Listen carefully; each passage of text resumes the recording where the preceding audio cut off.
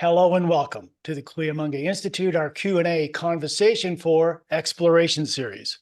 I'm Paul Rivera, the Executive Director and President of the Institute, along with my wife, Laura Lee, the Director of Research, Education, and Outreach. And on behalf of our Board of Directors, our advisors, volunteers, we do want to thank you for joining us today.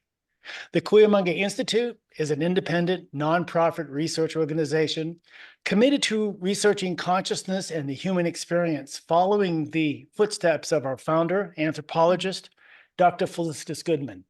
And our focus is reflected in three main areas: experience, education, and exploration. We respect that path of academic balance, the creative pursuit of science, while advancing, conserving, and restoring a direct experience of that deeper human connection to all of life. It's part of our mission to expand our own experiential research with the multidisciplinary understanding that's available to us today. So as an educational institution, we do take an open approach. We invite scholars in related fields to help broaden the scope of our own work and exploration, and that's why we call this conversation for exploration. These weekly Sunday discussions are available. Many of them are available on demand. We have several hundred presentations between webcasts, YouTube videos, and podcasts. And all these presentations are available to you for free. But of course, as a nonprofit, we want to invite you to become a supporting member. And we thank you, the community members, who continue to support the mission of the Cuyamaga Institute. Today, we want to take a little bit of a journey. We want to follow that relationship that we have to the stars, the sun, those aspects of things that surround us. And most significantly, we want to talk about how the ancients reacted to the events of a solar eclipse. What did the solar eclipse mean? How did it impact them?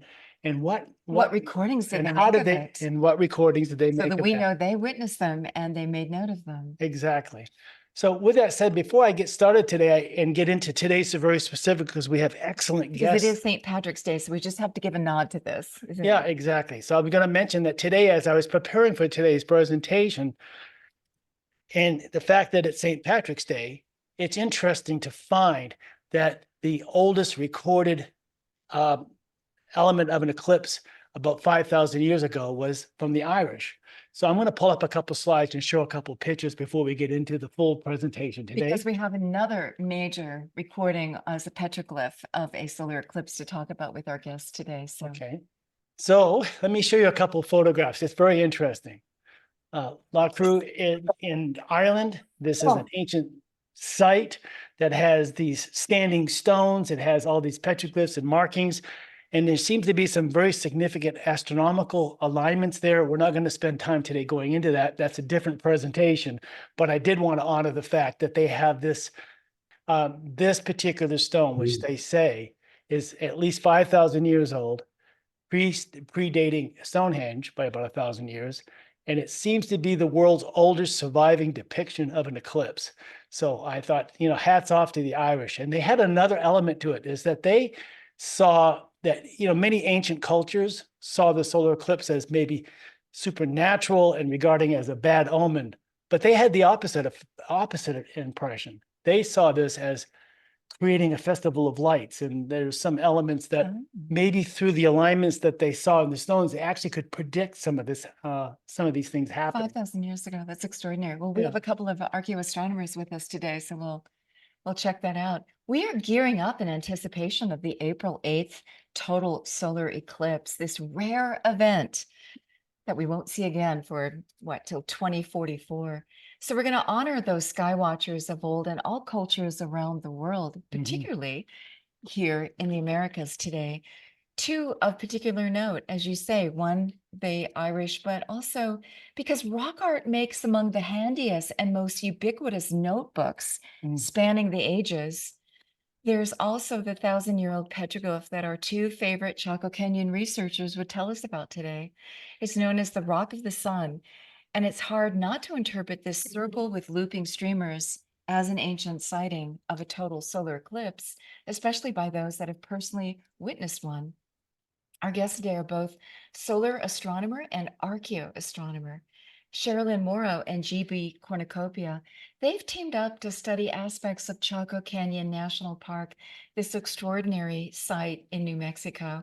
Their first visit with us in this forum was on an acoustical site, amplified acoustics created by the natural curvature of a adjacent canyon wall. Mhm. And that was utilized by this ancient culture for their ceremony, like an amphitheater and more. And indeed, when GB and Cherilyn went looking, they found evidence of such use, past ceremonial use. GB and Cherilyn are quite the team. They're longtime friends, and their respective careers have well equipped them for this collaboration. Cherilyn is an astronomer, a solar astrophysicist, and a former NASA educator. She is the director of the Public Engagement of Outreach program embedded in NASA's PUNCH mission. PUNCH is the acronym for Parameter to Unify the Corona and Heliosphere, and is designed to study the sun's outer corona and the space weather of the entire inner heliosphere as a unified system. It's quite a mouthful. And yeah, she's also an eclipse chaser. She's been to quite a few. Uh-huh. GB Cornucopia is the recently retired Chaco interpretive ranger after a long career there of 33 years. And he specializes in the many archaeoastronomy aspects of Chaco. We were lucky enough to be on one of GB's archaeoastronomy tours at Chaco. I think a couple times. Yeah. Yeah. And there's nothing like having this knowledgeable ranger showing you on site the various alignments and what they meant to the people who set up their buildings to create those. In GB's long career at Chaco, he organized the donation of telescopes to the Chaco Observatory, and he began the first public astronomy program at a national park, as well as the first cultural one. He arranged for a local Puebloan dance group to come and perform their traditional dances at Pueblo Bonito at Chaco for the first time in hundreds of years, to both connect people to their past and to continue the ancient traditions that are at the very core of the Chacoan culture, and which make that place and that site such an exciting one. Welcome, GB and Cherilyn. Good to have you back. Welcome. It's good to see you both again. I mean, Cherilyn, we were so fortunate to meet you through Tony Holly, advisor to our organization. And And what of course, you would be great friends with both of them as in well. GB, we met you previously to even known Tony. We're fortunate because of the Chaco Canyon experience. And yeah, so great to have you both back and to be here. Where do we even begin with this? This is really exciting. Cherilyn, you want to turn up your We mic? can't hear you, Cherilyn. You're still muted. How many here have seen an eclipse of any kind? Oh. Show of hands? Partials. You know, I think I saw a total one as a kid. I saw the vague memory of it, but I think I was too young to know what I was doing. I'm in gallery mode now, and most people are not with their visual on. So wonder if you could raise your hand, right? I really want to get this sense of who we're talking to and what their experience is regarding an eclipse. Yeah. So yeah. Partial or total. Yeah. Okay, so we have many who have not, it appears, seen. How many have been to a total solar eclipse such as we have upcoming on April 8th, 2024, going from Texas all the way up to Maine? A total? That's, No, yeah, a total not solar sure. eclipse like Paul showed, right? With the corona, you know, where the moon completely blocks the inner disk of the sun, and we see that outer glow, the beautiful glow of the corona. Okay, How so many are going to go to the April 8th total solar eclipse or be there able you to see go. the That's another totality? great question, Laura Lee. Yes. Yeah. Yeah. So We're going to be doing the April 8th with Tony, actually. Yeah. yeah. Yeah. Yeah. So you'll find your way into the moon shadow. It is a bucket list thing to do. Even disinterested teenagers come away with a whoa, what just happened to me? And it's hard to So- get through to those disinterested teenagers. So Yeah.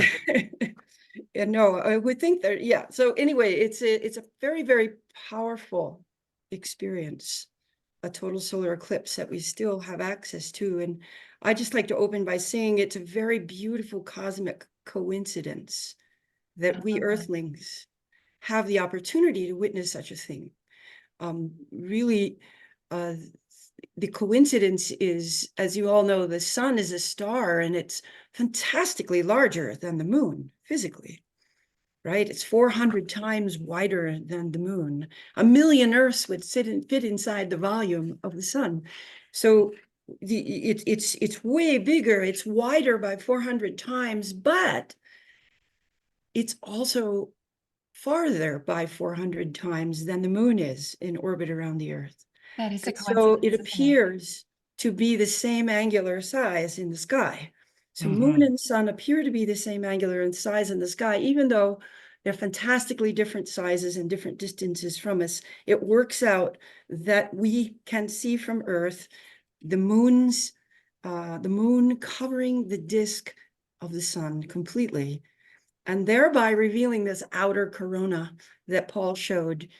Great minds think alike. We also were going to send a signal to the March 17th and the Irish, and I also have a slide in our presentation of that unique double spiral of 5,000 years ago. Great. And I just learned that my great-great-grandmother was born in Ireland. So I now have another connection to the Irish and wish to go there from an archaeoastronomy point of view. That what you showed there, Paul, is also near a place called Newgrange in Yes. County Meath, where there's just tons of interesting astronomical references. Yeah. And where they created a round building so that the shaft comes and lights at the far back. Some spiral petroglyphs. I mean, Exactly. what the engineering, not only the observation, Cherilyn and GB, but the engineering to celebrate it, to make it do, quote, magical things. Absolutely. As a The calendar. technology of the ancients is no joke, right? Yeah. It's really impressive. And that will come across some when GB and I talk about Rock of the Sun as well. Oh, fantastic. Yes. So perhaps that's enough acknowledgement of the day, but I did want to, let me just quickly prove that I'm not just telling you that. I put this here also as a possible representation of a partial, right, solar eclipse. And of course, the site we want to talk with you most about today is also extraordinary. It's much, much younger, right, than this site. And it does involve rock art, but it's nowhere near the first representation of a total solar eclipse or a partial solar eclipse even, but it may be the first representation of an active solar corona where a solar storm may be occurring. So there's some caveats to be made there, but it is right here in our backyard in the US of A, in the southwestern US. And the context is Chaco Canyon. And so that's why we're very fortunate to have GB Cornucopia along with us to help talk us through a little bit the context of Chaco Canyon. And so, GB, to do that, I have this slide to offer you.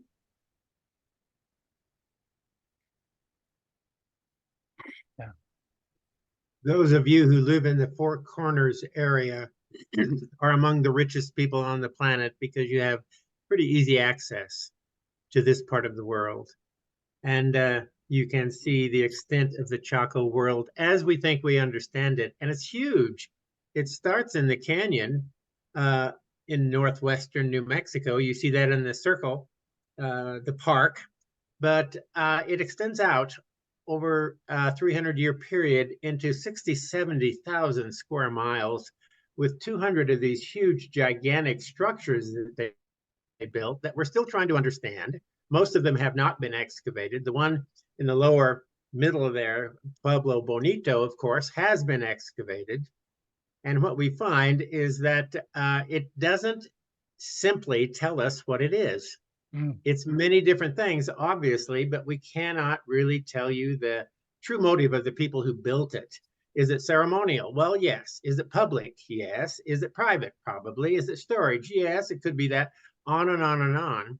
So these buildings that they constructed, while there was some housing, certainly, they seem to be something much more public and symbolic. And it's the architecture that kind of really presents us with a single culture, in that everybody was doing the same kind of masonry, cutting rocks, bricks from the cliff, and doing things that from a utilitarian point of view, just does not make sense. Mhm. Chaco itself was apart from most of the resources that it required, such as trees for the roof beams. They had to go 60, 70 miles for those trees. Why didn't they build there? Well, they did, but they also built 60, 70 miles away. They had some plans involved. They had something in mind that they were creating. And each building seems to be a part of the puzzle. What we find are their descendants today, and this is important. These people did not disappear. It's one of the most important things I want to say is that they are still there, and Chaco has never been abandoned. If you look at Pueblo Bonito, you see some of the plan. You see two different plazas, and you see the architecture all around those. We believe strongly that this is a symbol of their cosmology, how they saw the world. Mhm. And in the alignments in the buildings to other buildings and to celestial events suggests that they had a very large view of the universe. And we can only guess at all the stories that they told, all that it meant to them. Right. My part in all of this, in terms of what we're talking about today, came in the early 90s. I'd already been there as a ranger for quite some time. And Kim Malville, who's a solar physicist and also a researcher of archaeoastronomy, brought a field school into the canyon. And what we're about to show you in a few moments, he found very interesting. And he asked me to take pictures. Now, we're going to get more specific about what those pictures were and what happened. But he came up with a set of theories about the different symbols around this rock and the function. And here, let me see. Okay, something changed there. The function of this site, he found quite interesting. He documented as much as he could in the early days through some of the pictures that I took for him. He published a book that has his information and his interpretation in it. Cherilyn, however, when she was made director of the Punch outreach program, she was asked by the principal investigator to make an outreach program she always wanted to make. Oh, Well, she'd already spent over a decade, maybe even longer, researching Chaco and helping the visitors understand Chaco, doing her own research, her own presentations. And then for the Punch program, she decided that not only unifying the corona, but also unifying humans' interest in the sky, and most specifically in the sun. And so the interpretations of rock art from long ago, it has been suggested, shows in many cases places where the people long before the Europeans ever arrived here, they were watching the sky. And interpretation is one of those interesting things that we cannot prove 100% without having the person who made whatever the rock art might be here to tell us what it is. Right. But this particular site that that Cherilyn is going to explain to you is the most, I would say in the canyon, the best example of these people's interest in the sky and the different ways that they documented it and communicated it. We can only guess at all the surrounding activities that went on, the public gatherings, the ceremonies. We can only guess at those. But in the rock art, we see a lot of interest in things they saw in the sky. And I don't think anybody can deny that. So this particular site is one of the richest in the canyon in terms of falling under the category of archaeoastronomy. I really believe in this site, and I really believe that this site shows more of their activities and their interest in the sun than almost any other site I can think of. But Cherilyn will show you more of the details of what I'm talking about. And I just want to turn it over to her now because the Punch Outreach Program has really brought this site alive far beyond what had been done before. This is an extraordinary site, Congrats, you two. and there's still more to learn from it. And Punch is perfectly poised to do so. You know, it's interesting to me that you two are perfectly poised to research together, given all of your interests in your own careers. So it's fun to see these collaborations bring so much to Yeah. fruition. So, Yeah. but take it away, Cherilyn. Yes. Yeah, thank you, GB. Yeah, I guess I've known GB for more than 15 years now, on my first visit to Chaco. And yeah, he says I'm a volunteer that's been there, not as long as he has in 30 years, but I have done a lot of time in Chaco and spent a lot of time at this particular site. And so when the principal investigator of a NASA mission called Punch said, Cherilyn, I want to bring you out of semi-retirement and I want you to create the outreach program of your dreams, the one that you would just love to implement. And that was a no-brainer, that it would connect to Chaco, and that it would have this ancient and modern sun watching theme. My team is a multi-institutional, multi-organizational, multicultural, multi-generational group of extraordinary people, including GB, that is working to bring this theme alive, where we portray NASA missions as a natural extension of humanity's age-old dedication to observing the Yes. sun's rhythms and mysteries. Yeah, And connect so- all those dots. Yeah, so just like Chacoans would have been observing the sun and really learning to live in harmony with the seasonal cycles of the sun, missions like Punch and Parker Solar Probe, which you'll hear of this year, you won't be able to avoid it. On this Christmas Eve, it will make a closest, fastest approach of the sun. Parker is a big sister mission flying inside the sun's corona that you will see during the total solar eclipse. Punch is a mission that just has a big picture view, sits back in Earth orbit with 4 little suitcase size satellites and sees the corona that Parker is flying in all the way to Earth orbit, and all of the solar storms that interact with the sun, come from the sun and interact with the Earth.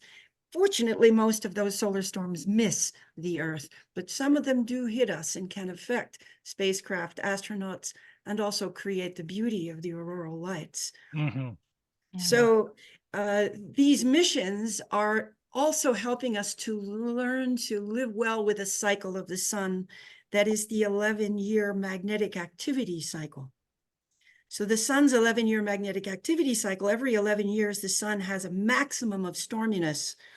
And we are in one now. We're just coming into about a 3-year period of maximum activity, maximum sunspots, maximum storminess.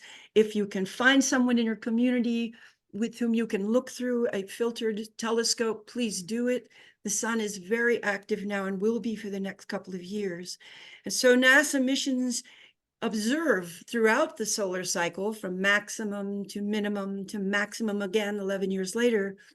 And because of the potential harm to space-based assets in our technological society and the potential for causing blackouts and other effects on Earth, NASA spacecraft and other observing modalities are helping modern people learn to live well with the 11-year activity cycle, as the ancients' observations help them to live well with the seasonal cycle. Now, of course, as contemporary people, we can do both.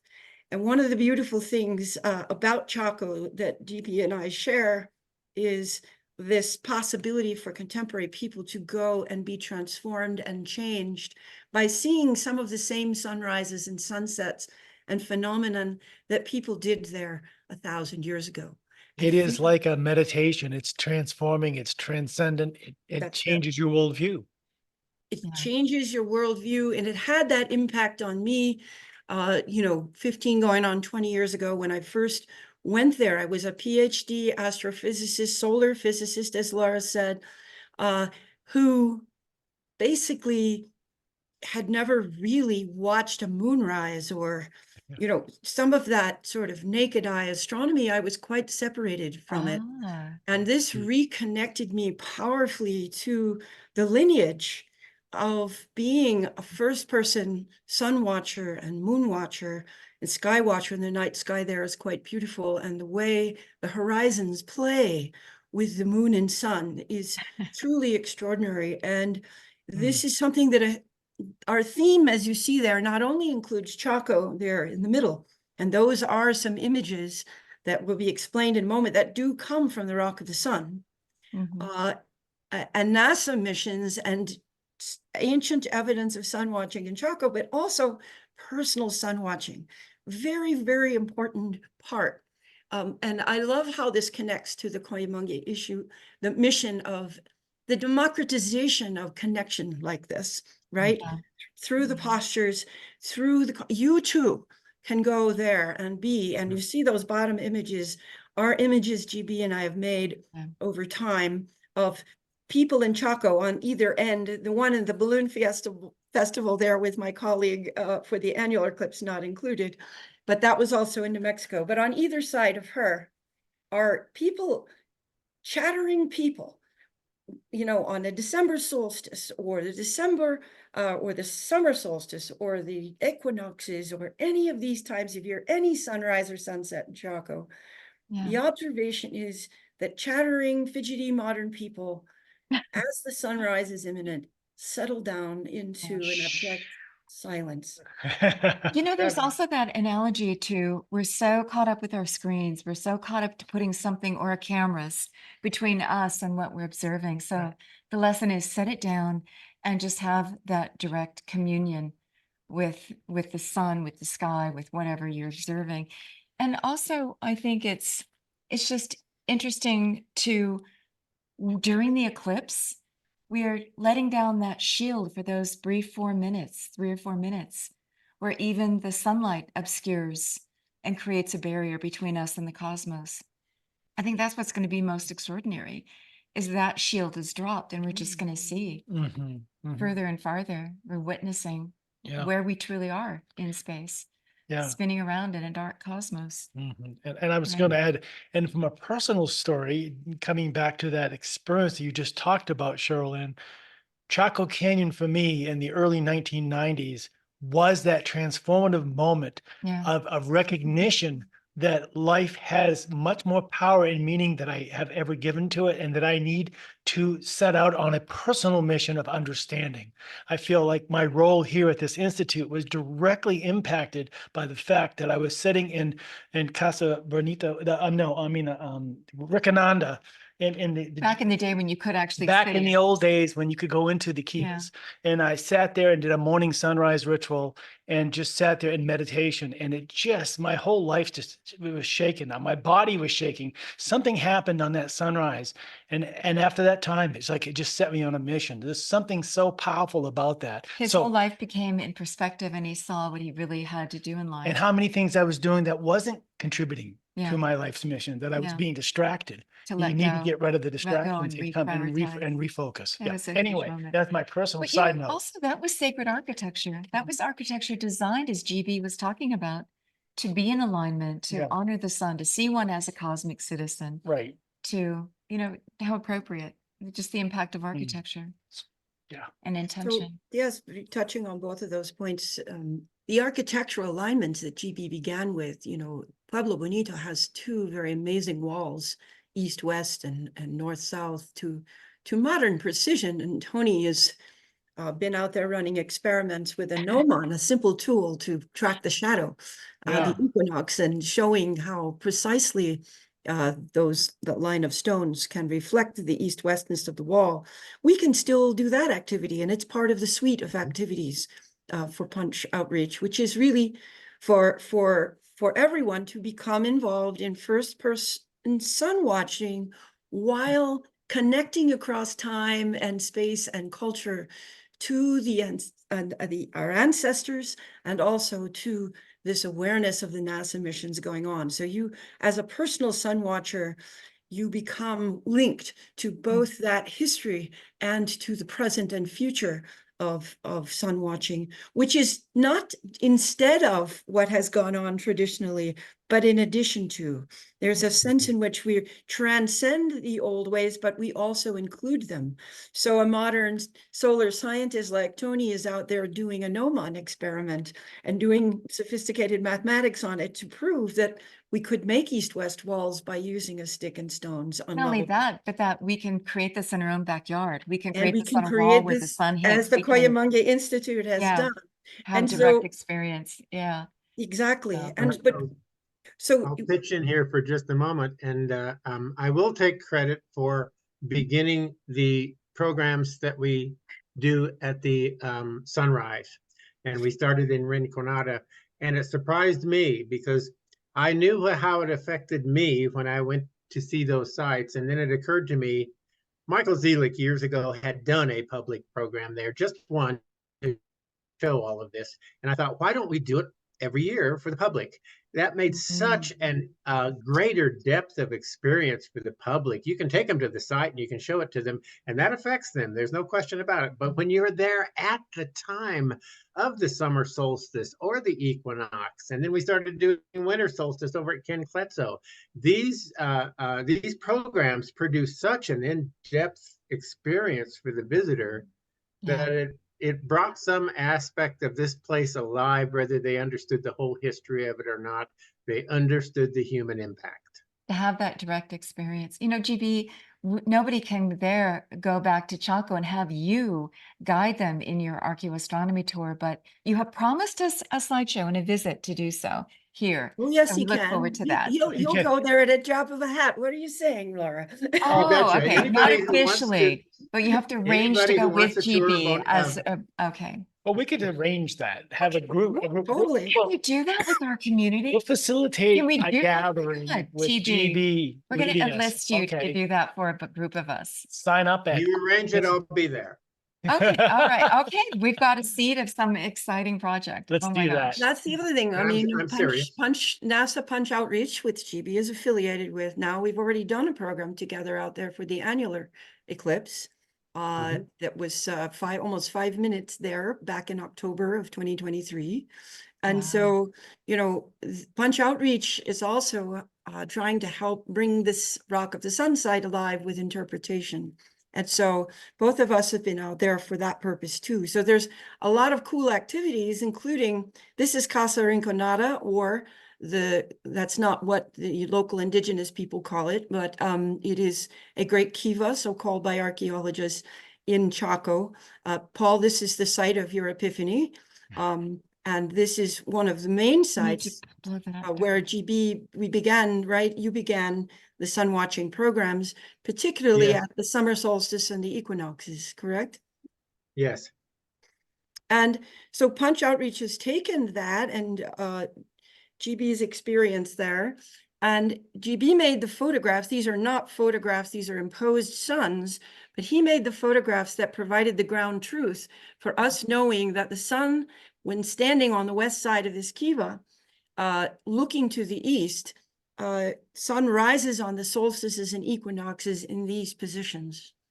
And as an interpreter, a longtime interpreter there and volunteering, was my observation that most people have forgotten this. They don't know that the sunrise changes position on the horizon and that our ancestors made use of this phenomenon to track time and seasons and ceremony and know where they were in the annual cycle, which was so important for surviving and thriving. And so I've got a little anecdote. I went to the American Geophysical Union meeting, and Tony, you'll find this amazing. Maybe you won't, actually. I was at a NASA table. I had this horizon out on a poster, and I had leading edge solar physicists come up to engage in the activity, which I invite you all to predict or estimate on this horizon, where would the sun rise on your birthday? If you were there on your birthday, where would the sun appear on this horizon? This is one of the Punch Outreach activities to bring ancient ways of observing the sun and the sun's seasonal cycle into contemporary awareness, since it's been forgotten. These leading edge solar physicists I gave a training for 5 young, brilliant people at a local research institution. None of them could tell me the answer. They didn't know what this meant. They couldn't act. So it's no shame if you don't either. But I'm guessing this crowd might be a little more attuned to the way in which Just after Tony's tutoring, yes. yeah, the sunrise moves on the horizon depending on your time of year. So for example, if everyone will just humor me a second. So again, no shame if this isn't known to you. Modern solar physicists have forgotten. I probably didn't know either until I started going to Chaco. I can't remember anymore. It's too shameful for me to think of a day when wasn't aware of this, because it's very, very fun to be aware of this, because no matter where you are at your home, wherever it is you can catch a glimpse of a sunrise or a sunset, you can make that your sun watching place and notice this change on the horizon over the course of a year. It's something we all have access to no matter where we are. It's not at all unique to Chaco that this happens. And GB, I'd love for you to tell your story of your goddaughter in a second. But to exercise this correct. Let me ask you where a January birthday sunrise would occur. Does anyone out there in our audience have a January birthday? I'm a January birthday. Oh, there you No, go. but you don't count. Okay, all right. He really, Anybody else? Give us the answer anyway. Yeah. Okay, I'll What- give you the answer. Oh, I see the hand from Julie Strider. Ah, yeah. Julie, you have a January birthday. January 4th. Beautiful. And so would you like to be courageous and hazard an estimate of where the sun would rise on your birthday in January? There you Julie's go. a member of our board. Yeah. We're going around. I just thought maybe at the top of the hill.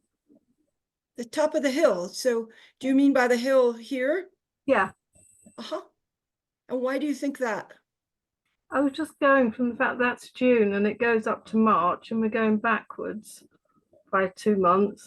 Oh, Except it's good December this is to woman the is on your right. board.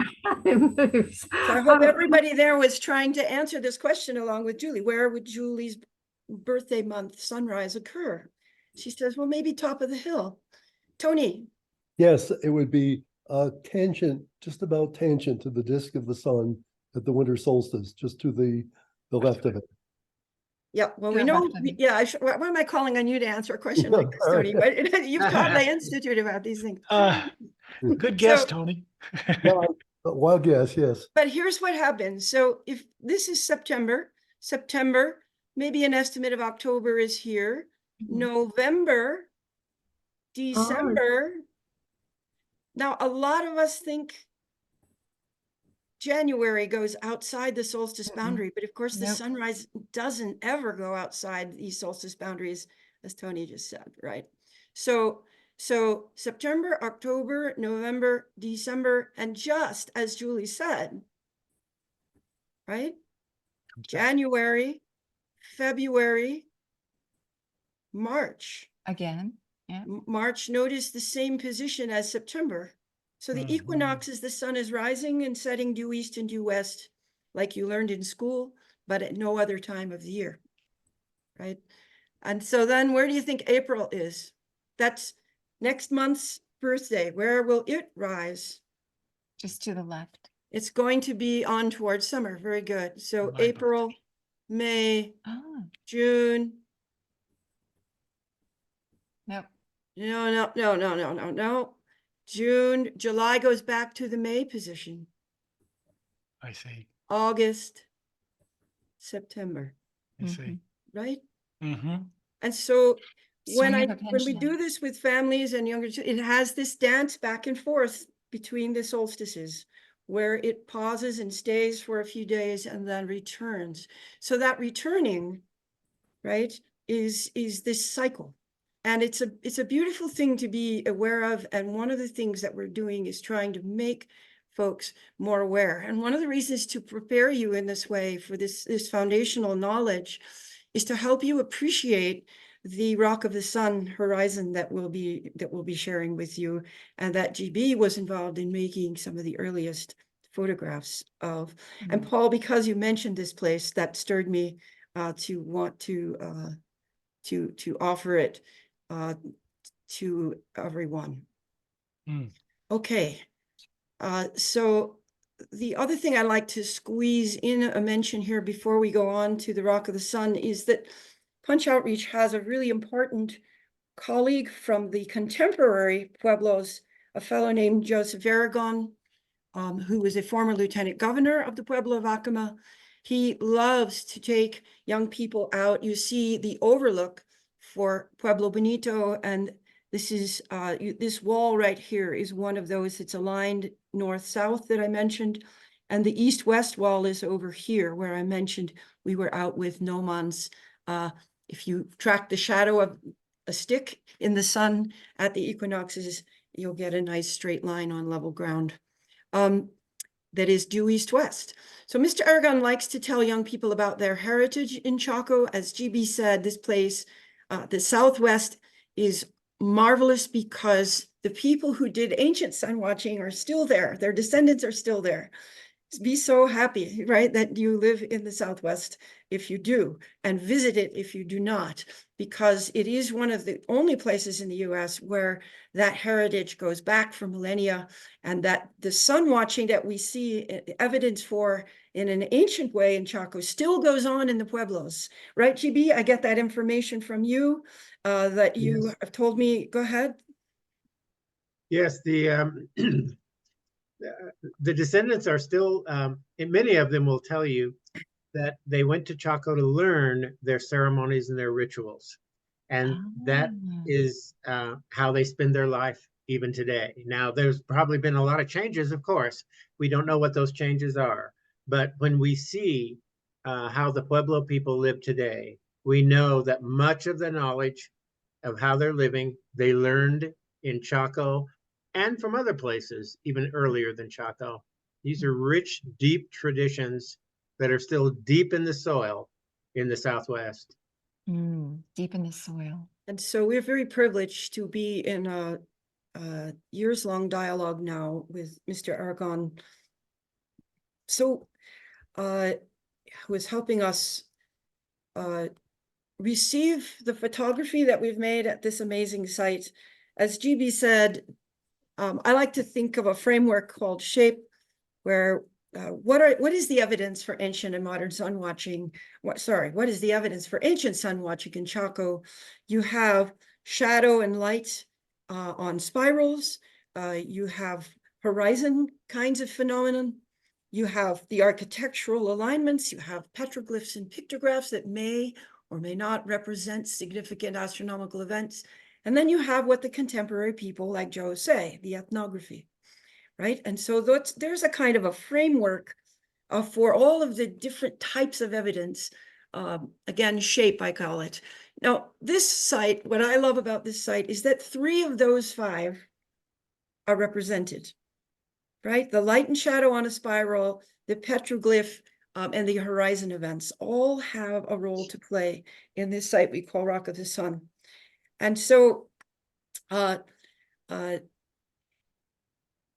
orient you, I really want to emphasize this fairly peculiar curly-Q petroglyph here on the southeastern facet. That is, I don't know if y'all can see my hand, but if you hold up your hand, stretch out your arm like you might want to do in one of your postures. Yes, please keep doing that. There you go. Hold out your hand. From your tip of your thumb to the tip of your pinky is about the extent of what you're seeing in that petroglyph. If you went there to that rock face, that's how big, right, this petroglyph That is. Wow. And so one of the beautiful things is that we found a pottery bowl that is of that same size, also with a curly-Q motif. Not the same exact design, but a circle with curly-Q, curly Qs around it. Hard to know whether the eclipse inspired something first, or whether that motif was in the culture. As GB said earlier, it's not ever possible to know with 100% certainty, right? What's this interpretation? But the fellow that he mentioned, our colleague Kim Malville, was the White Western archaeoastronomer who rediscovered this site. He's a solar astronomer by training, as I am, and he likened this petroglyph. Actually, what I would love to do right now, you all know we're talking about Rock of the Sun, but if you were to encounter this petroglyph when you were out and about in Chaco Canyon and you didn't know much about Chaco Canyon, I wonder what your first impression would be. How would you interpret this? How would you, I just described it as the size of your hand and a circular disc with curlicues emanating all around. That's a description, but an interpretation. For years, I've interpreted this site and they ask people what they think they're seeing when they first encounter it. I wonder if you could put in the chat, what do you think they say? What would you say if you first encountered this? What kind of thing would you say this figure looks like to you? What does it look like to you? I'm very curious what Your personal interpretation of it. Personal interpretation from your own lens and your own life experience. And mention if you've seen the corona, witnessed a total eclipse or not, right? Because once you witness that, I like your split screen where you show half of the petroglyph and then half of the corona, and you can really see the correlation between those. How would you draw a curlicue? That's representative of what you're seeing as the streamers. And while you all ponder that and have the courage to share it, because I'd love to see that data. Just if each of you put a word in there, pretend you just encountered this. And yes, Laura, that Mr. Aragon tells us, I can't tell you what it is, okay? Mm-hmm. But I can tell you that if they rendered it like this, it was important. Mm-hmm. It was important to the culture. And what is special about the rendering? Its placement on the rock, its size, where it is. Tell us about the rendering and how important yes, it so is. that's what gives it a kind of a circumstantial, interesting piece of context because of these other sun watching kinds of things going on. So if you look in the lower left here, there is a sunset that occurs prior to the December solstice. I don't use the term 2 weeks because that's a very modern construct, weeks. To the Puebloans, they did not make use of weeks. And so archaeoastronomers battle about weeks. It was in the moon of December solstice, okay? It was in the moon of December solstice that this sunrise in this distinct notch occurs in the southwest. And that's seen from this alcove. This is a cozy little place you can go in and observe out in this direction to the southwest and see a sunset that is near the time of the December solstice. The solstices, of course, are known to be important marker times and turning points. The return of the light, cultures all over the world take note of that, of course. I like the moon, the moons. Yeah, within the moon. Because that's a natural calendar demarcation, isn't it, of the celestial calendar? It is, and it's an experiential demarcation also. Yeah, right? in the sky, take note. It gets really, really dark, and then it starts, the light starts to return. It's a very significant. A mini cycle of the cycle, yeah. That's it. So then on the other side here, the northeastern facet around the corner from this curlicue petroglyph is a large spiral petroglyph. This is as large or larger than this spiral on Fajada Butte. Fajada Butte, you may know, is the signature geographical feature of Chaco, and on top of that is the world famous sun dagger. Right. That is line of sight from this site, just a kilometer to the south is the world famous sun dagger. And so you can see and begin to feel that, gosh, we are in a sun watching context in a place that is renowned for other forms of evidence for ancient sun watching. If you stand in front of this spiral, you see other interesting horizon kinds of phenomenon on this interesting horizon with this triangular shaped rock. So this rise in the notch and the flow of the sun right along the side of that triangle rock. Mhm. Within the moon of the solstice, both before and after the summer solstice sunrise, which if you can see my cursor, everyone, it's in the Yep. sky to the upper right. Yep. Follow me. And right around, I believe here is where the summer solstice sunrise will occur. And so this has a Oh predictive my. quality and a confirmative quality afterward.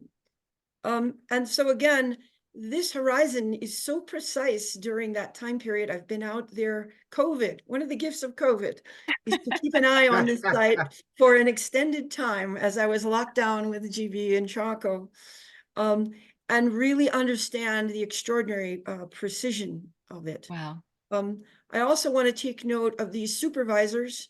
When I first deployed a photography team out here, there were 2 nestlings just cackling and cackling in the early morning, waiting for their parents to return with some food. And they ensure that every time we went onto this site, our Pueblo friends helped us to make sure we were doing that with a good deal of respect and gratitude and honoring of the ancestors who created and used this site. And even though that's not a direct lineage to our culture, the culture of the people making the photographs, we still made note of how important that the ancestors are alive at this site for contemporary people and our friends and colleagues on the project. And so we really did receive this photography with respect and vowed to make use of it for public benefit for people everywhere with proper permissions from our cultural colleagues. So I just want to make that really clear, that we're not going in and climbing all over this place and, you know, taking and extracting. We are Important. receiving Yeah. gratefully for purposes of the NASA project that we're working with. Well, I want to just update you on the chat room. So a lot of people are interested in a trip with you, GB, and Cherilyn, if you're going to join us, that we can take with our community. So we're going to take you up on that offer, GB, and figure that Well, one out. And then a I would couple love of that, and yes, and Cherilyn is she would be my part of companion this. in Oh, that, and wonderful. yeah, Absolutely. Yeah. Good. so I just wanted, was we'll waiting try for to her to work it pipe out in. I in was going to everybody's rope her in. I was calendar. waiting for her to say that. Yeah. Thank you for that. It's both of better if you. GB says it. We kind of, you know, in these last few years with the Punch Project, become partners in all things Chaco, and we're just Perfect. really enjoying the heck out of sharing it with people, including our larger team. We had an annual retreat out there, and it's just, it really, you know, brought home the magic of what we're attempting to do for the world, not just for our region. Well, Paul So- just said, write to us. We'll make a list. Tell us, you know, how many. We'll choose a date. We'll get this organized. Well, there you go. Carol, in response to your question, what does that petroglyph, rock of the sun, look like to people? Carolyn says possibly an animal. Crab spider is another comment. Tony says a spirit bird. And though he likes the eclipse rendition, having seen several total eclipses, Julie, who you spoke with earlier, sunstorm, Baxter Brown says supernova, Elizabeth, a walking sun, a sun traveler. Oh, that's an interesting, a walking sun and a sun traveler. Dancing bear, spirit animal, dancing person, dancing being, and several questions. So just wanted to share that with you. Thank you. That's beautiful. That I'd like to keep that collection, Laura, because We will is, send you very the good. whole chat. Yeah. yeah, that is And an especially also- lovely collection of ideas. Yeah, and GB, did you have a comment? I applaud that Oh. we have all these different interpretations of it. Seriously or not, I mean, that's the thing. You know, this is a subjective experience, and what I tell people is that most of our knowledge in Chaco is really informed speculation. Informed, but it's speculation. But this site has a lot of circumstantial evidence that just draws one pretty close to the conclusion of what it is. Yeah, and later on, I want to ask you the spirals, you know, of Fajada Butte, spiral, meaning sun event, the spirals in Newgrange that we talked earlier. Isn't that interesting that cross-culturally, the spiral is such a significant symbol and representation. Mhm. We've got to explore It's really an archetypal symbol, of course, and probably has meant many different things to many different people. but used in this Because way of by the the sun, sun watchers. Yeah. because of the sun dagger, it does give, you know, a lot of people, whenever they see a spiral, they think of sun watching, but you really have to look at it in the larger context. In the context as you're done today. And it is fascinating that you point out all the different aspects of the rock. It's not a petroglyph in isolation. It's a petroglyph in a community In a relationship. of signs and symbols and celestial events and watching. So This site is right next to the visitor center, which is right next to one of the great houses, one of the earliest great houses. And all over this area, around it, underneath it, is architecture and obvious activity that that people engaged in. So it's not an isolated thing out in the middle of no place where we don't see Right. anything else. Gotcha. And that's There important. you go. So Factor. And now you this see is Fajada Gap, when GB was describing. I mean, there's a lot of construction to the right and left and foreground that is buried now, right? But there were buildings around Mhm. this place too. And on the upper right is a sort of iconic picture, Park Service picture of when that dagger worked. And that, where the arrow is pointing, that's where that sun dagger site is. And when you're standing out away from the spiral at the Rock of the Sun, you can look directly to the south and see effectively this view, right? And so one of our colleagues believes that what we're about to show you was involved in helping set where the center of that spiral atop Fajada Butte actually is on the rock face. How do you know where to put the center of the spiral so the dagger of light that occurs through the slabs of the rock up there actually falls? Line And up. so Yeah. this is the visitor center. Here's the aerial view. The Rock of the Sun is in this red circle. Here's the visitor center over on the left, and here's GB's house for many years. Uh-huh. Yeah, that's right. In We the visited you there in your sitting room. Yeah, You did. we did. Yeah. Yeah. and so it's right on the way. Between the visitor center and the permanent ranger, or the resident ranger quarters. And so you see that little, this is the Rock of the Sun that I was showing you earlier, Right. from an earlier point of view. And Fajada Butte is off in this direction. So when you drive into the park today, you see Fajada Butte, everybody sees it. Now you know that when you go in here, you may go up a ramp and at least see that curlicue petroglyph. That is accessible to you all. Wow. To see that. You cannot go on the other sides in that alcove or over to see the spiral, but you can see that curlicue petroglyph. And so this sunrise that rolls up the side, GB was the first known in modern times to document. And there is a picture of GB out there with his camera, and this triangle rock casts a shadow on the rock, which interacts with the spiral. Okay. Wow. Now, GB, I have here the sequence of your images from our Astronomy Educator Institute in 2008. That was a NASA-sponsored program training teachers in the art of archaeoastronomy that I directed, and GB was an important faculty member. Those were the days, right, GB, when we could have access to these sites and could, go into kivas and go out to places that are no longer accessible. But those teachers had a very privileged experience in 2008, and GB made these photographs. And GB, I'll turn it over to you to tell more of your story here.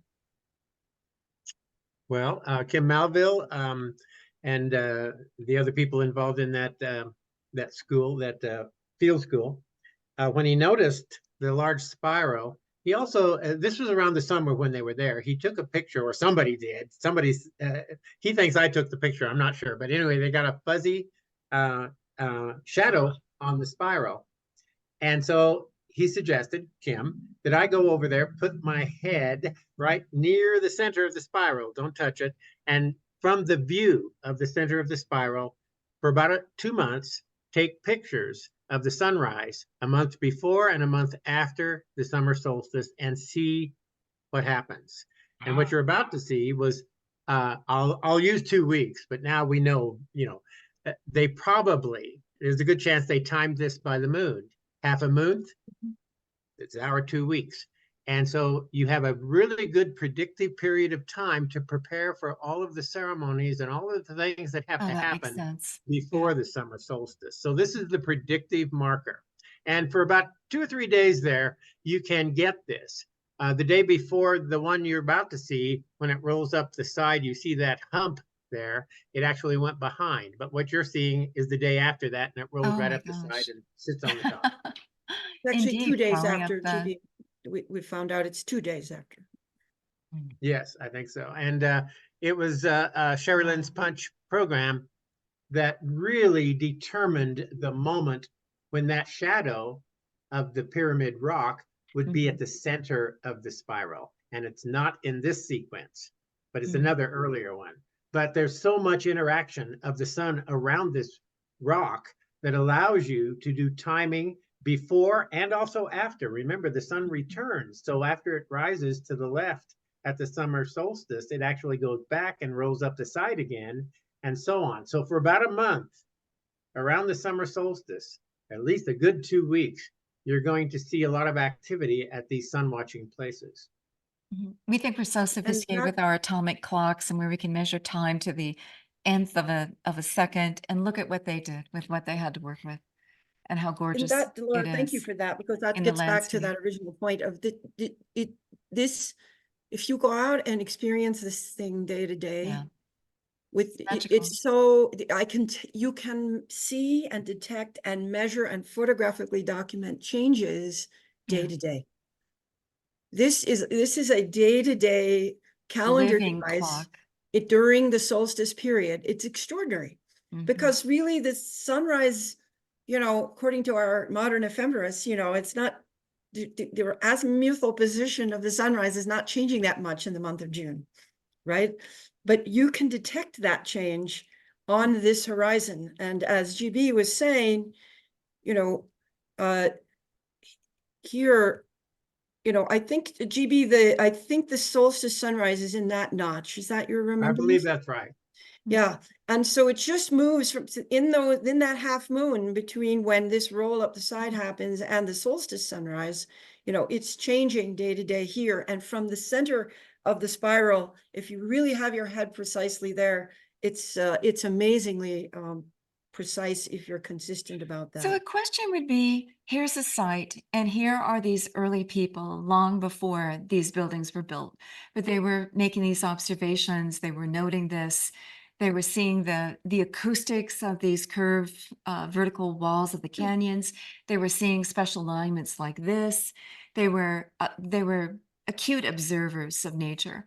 So people wonder, well, why was Chaco Canyon such a huge complex in the middle of nowhere? And maybe this is the answer, because it spoke to the heavens. It already had these alignments going on. It was just a matter of marking them and celebrating them and creating ceremony around what already existed, amplifying it. Is that the answer or part of the answer? I Well, love the answer personally. What do you think, GB? Well, your point is well made in that the great houses were built after a lot of these observations had to be made, because Yeah. once you settle down, you have fixed reference points around you on the horizon, and you can choose these sites. And of course you will, because that allows you to more precisely time all the events that you need to time. The Yeah. early days of archaeoastronomy, they just suggested it was all done for the farming. Well, knows that you don't, You don't go they to that they much kind of effort. have a sense of when to plant, but for the ceremonial life, which is really important to the people. And the reason it's important to the people is because through the ceremonies, they are guided within the rhythm of time. If you do not understand time, you will die. We have calendars and clocks and watches, but they're all based on somebody making the observations of the sun in such a way as we see here. And so by the time they were building the great houses, they had to know this information. And it was part of And their so then they would include cosmology, it as in. you pointed out. They built according to reflect their cosmology. They're in Exactly. communication with the celestial mother, Earth Mother to the sky. So it was all purposeful for that too. Yes. Yeah. And the other item I want to say too is we find a lot of these alignments when we think of them as spectacular. Well, they don't have to be spectacular to be useful, and there are probably hundreds of alignments Yep. we'll never know about Yep. because some of these, these sites aren't necessarily announced. They aren't advertised. Sometimes it's only a select few people who get to go to them. It's for the information. So it's all over. And while we pick out these specific sites with spectacular views, like to that triangular boulder, that's not needed. If you stand still any place and watch the sunrise a month after month, week after week, day after day, you'll know everywhere it is, whether there's distinctive markers on the horizon or not. Absolutely. And the thing that I love about this site is that I really have that experience. Here, it doesn't matter what day it is. I Yes. can know the calendar like the back of my hand. Mm. I can know the horizon so well. I can know the shadow that we're about to show you so well. I can look at that shadow fall on the spiral and tell you what's happening on the horizon. Yeah. I don't have to look at the horizon. So I like a know the sun, correspondence between how the shadow is interacting with the spiral and what's happening with the sun's disk on the horizon. the analogy I make to it is like we can look at a sundial and we can see, okay, that's how the sun tracks for over a day. But this is the sun tracking over a year. So it's similar, just like a sundial blown up into the landscape and tracking the course of a whole year. But Yeah, kind of the I guess same it's not so mechanics. good for the months outside of the a month on either side of the solstice. It gets a little flat on the horizon there, but still in the pocket of this very important time of year, you can really know things day to day. It changes relative to that triangle rock and to those jaggy peaks and jaggy little ridge there, and so. So where it And falls, where something falls, you know. and the I time of year. marvel because Okay. yes, I do think they take advantage and move with the rhythm of what nature is providing them to create this.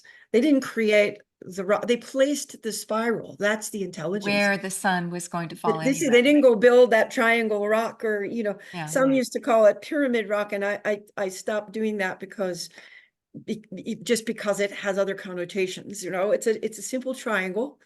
And it has these marvelous interactions and nobody built it, right? Like the ancient And pyramids. which makes that all the more magical, I would think, to those people that nature gifted it to them.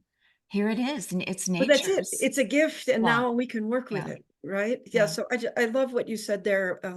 And I love what GB said too about it doesn't have to be magnificent to modern Western eyes, some dramatic thing. It can be very subtle and perceivable by And I would imagine that anybody, watchers. there was such a culture so versed in this that every tribe would have its sun watcher and he would go out wherever they were and start noting the alignments on the clock and just placing simple petroglyphs or markers, right? You Yeah, I could think create one anywhere you are, the thing to say Marley, that is that just about. that's actually one of the interpretations that's important about Chaco is that they were diverse groups, and so when you see all of these different sun watching places, if they'd been a homogenous group of people, they would have only needed a few of them. But each group may have had its own set of ceremonies surrounding the solstices and the equinoxes. And so they had different ways of announcing it, different ways of celebrating it. so But over a 300-year period of building the great houses, it makes sense that there would be a lot of these different sites around. And then, of course, the earlier time, as we mentioned, they were doing this long before the great houses. So we're talking about 1,000 years of various diverse groups of people living in the canyon. And the Chaco culture, as we think of it, was created by the diverse groups of people that today we call Pueblo. And here we are today. Elizabeth is saying Western mind metaphor to contextualize the celestial seasonal calendar. Moon serve as minute hand, sun as hour hand. Oh, Yeah. yeah. Beautiful, Elizabeth. Yeah. Mhm. And Tony's saying Michael Zellick did some seminal work on anticipatory dates based on his time in the Zuni. Exactly. I believe. Did he hear of half moon time intervals? Too often, archaeoastronomers will proclaim an anticipatory date as the meaning if the solstice event did not manifest on that date. Okay, well, Can I add, I'm not attributing that here. It's just that very often I've seen that be a default. Oh, I don't think that's what's happening here because of the combined evidence. gotcha. Yeah. Right. But I do think that that idea of uh, strong sun, weak moon, Kim believes this plays in the way the west side is used, Tony. So there is some conversation to have here. But to push us forward into a more full-blown conversation, you see this, the red dot marks the center of the spiral, which is kind of hard to see, but I'm Mhm. sure everybody's seen it by now. Note this very weird, inexplicable up to now, actually, and after now too, because I'm not going to explain it. The way this final turn of the spiral, do you see how it keeps Uh-huh. going up the rock, like Yep. like a tail. Yeah. following my cursor? Yeah. Mm-hmm. It goes way the heck up, and you can see where the ground is here. This is perfect for a person my size to get in there and have the back of their head. GB has to crunch down more. I had to slump. Yes, the slump quite considerably, and but a 5'6", 5'5" person is right in the pocket for this. I want to show you that this is my time lapse using a cell phone of the shadow fall, not at the time when GB's rise up the side happens, but a couple of days prior to that happening. Oh, Wow. heavens. Is that something? The shadow of the spiral petroglyph goes My. right through the center, the shadow of the triangle rock on the horizon Mhm. passes right through, the Mhm. apex of it passes right through the Mhm. center of the spiral. And there was, and I Wow. had to go in and see with my own eyes. So that is me zipping in there to see with my own eyes what was happening on the horizon as this was happening. And I saw something so wondrous that I insisted that my colleague Duke Johnson, who is the primary photographer here, who's now the director of Clark Planetarium, please come back and document the horizon simultaneously on this date, right? Because on this date, let me run it one more time, and notice that the spiral never goes out into the light, right? The spiral never appears to the right of the shadow line until we Oh. get to the top there, boom, right? Uh-huh.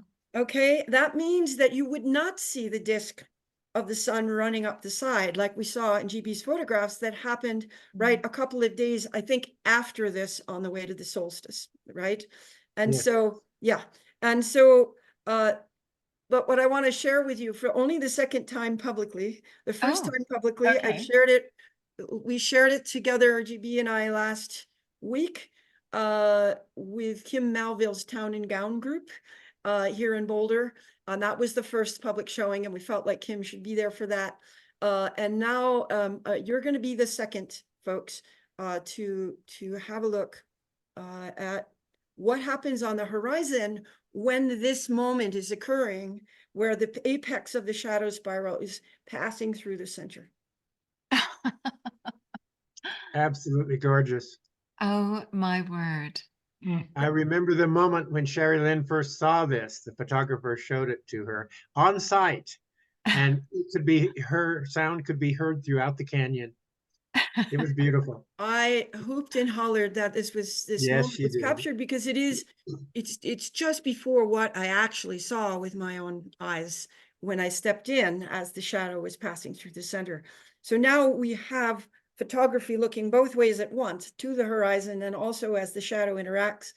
And we intend to make a kiosk model that people can interact with and play Oh. with and learn about Uh-huh. on a horizon calendar as one of the Punch outreach products. Does that explain the tall line that kept going up, upward from that spiral?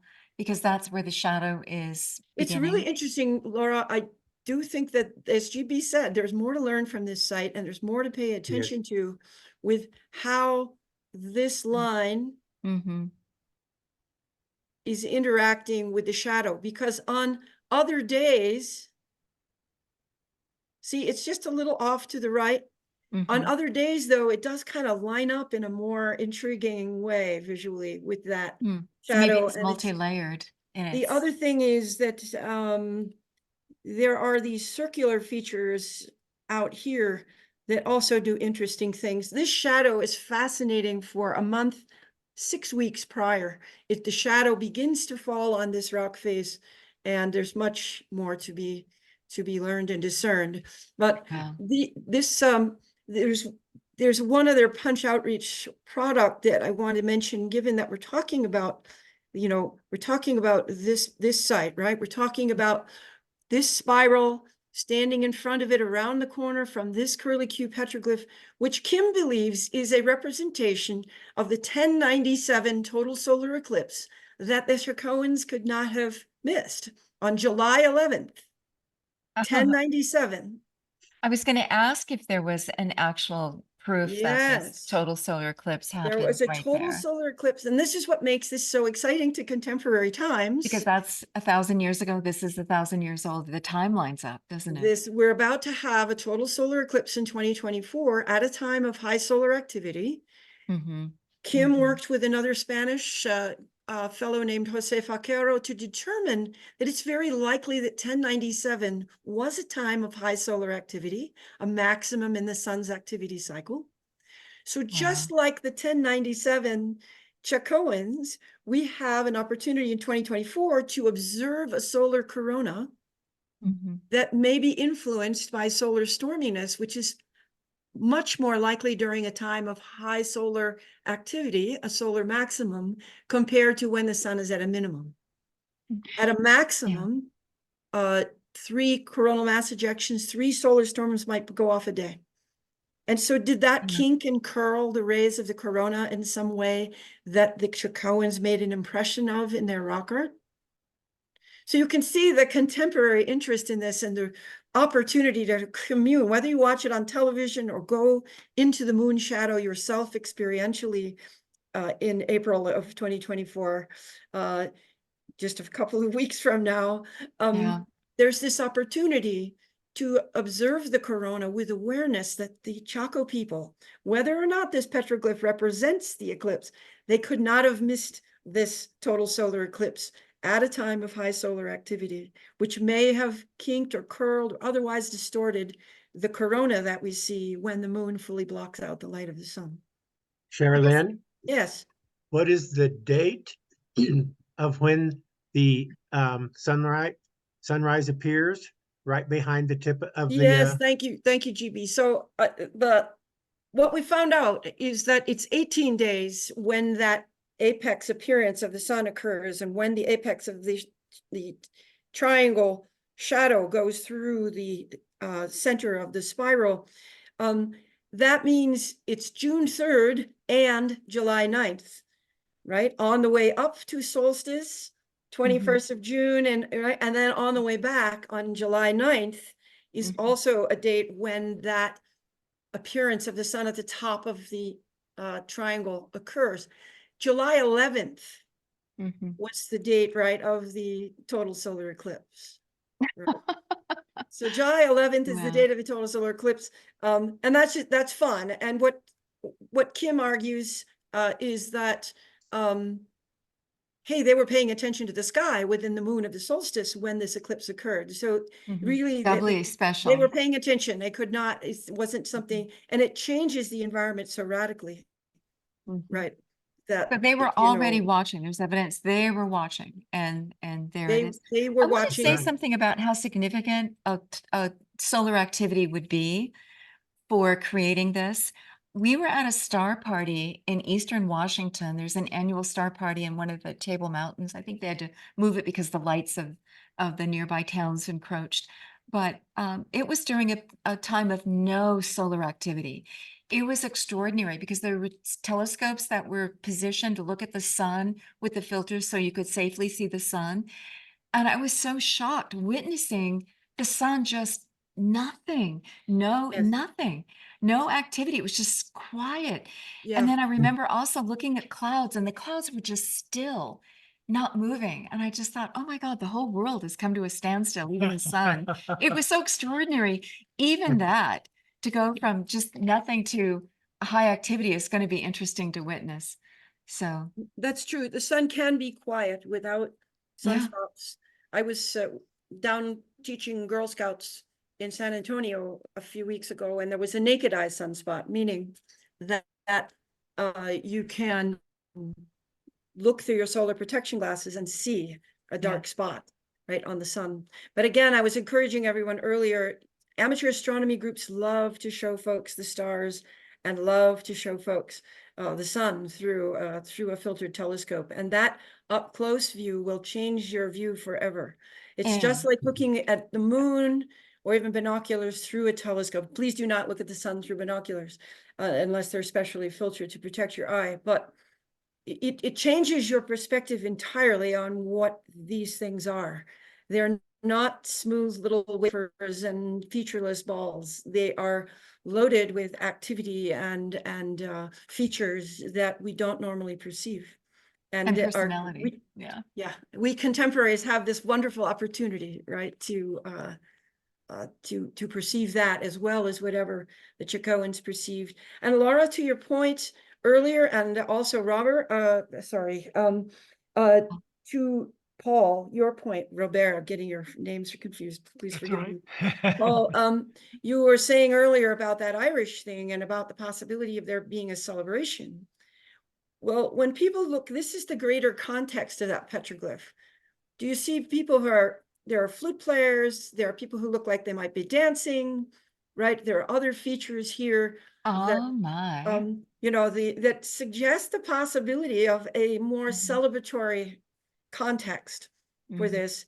And one of the ways that our colleague Kim in 2017, when he put out a press release about this site, one of the ways he portrayed it is, you know, maybe it wasn't doom and gloom, which is a way in which we see a lot of history told about eclipses, right? That this was a harbinger of doom and ill fortune and a wrong thing to have happen against the natural world and against the natural law.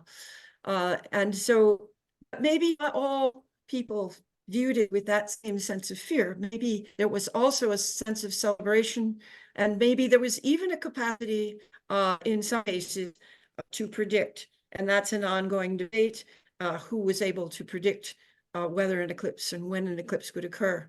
But if you could, then you know you're in line with the natural world. I think I try to tell people eclipses are not really different than the sunrise and sunset. The light comes, the light goes. It's just the moon is getting in the way instead of the earth getting in the way, right? Which it does as the earth rotates.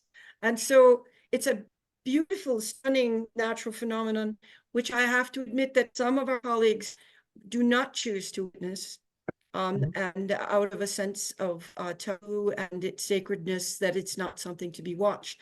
So we honor those perspectives as well. Absolutely. Not, you can't say anything broad about all of the Southwestern Indigenous people. Gotcha. Some of the Navajo, not all of the Navajo, feel that it's a sacred moment. Everybody feels it's sacred. Everybody. There's no Indigenous person who doesn't feel that this is a sacred moment to be revered and honored in the natural world. But there are different ways of being with it. Some it's okay to witness, and others you must stay indoors and not witness. Right. And so we don't judge that. We just basically accept everyone's way of being present for the eclipse. However you're present, it's present in a very in a way that I think we contemporary people have a unique possibility to be. Whether you're, again, watching it on the web or in person, you have this opportunity to remember that many people before you observed it, and many people after you will observe it. And the Chacoans in particular may have rendered it like this in rock art. Maybe even those folks 5,000 years ago in that double spiral motif that Paul showed us earlier.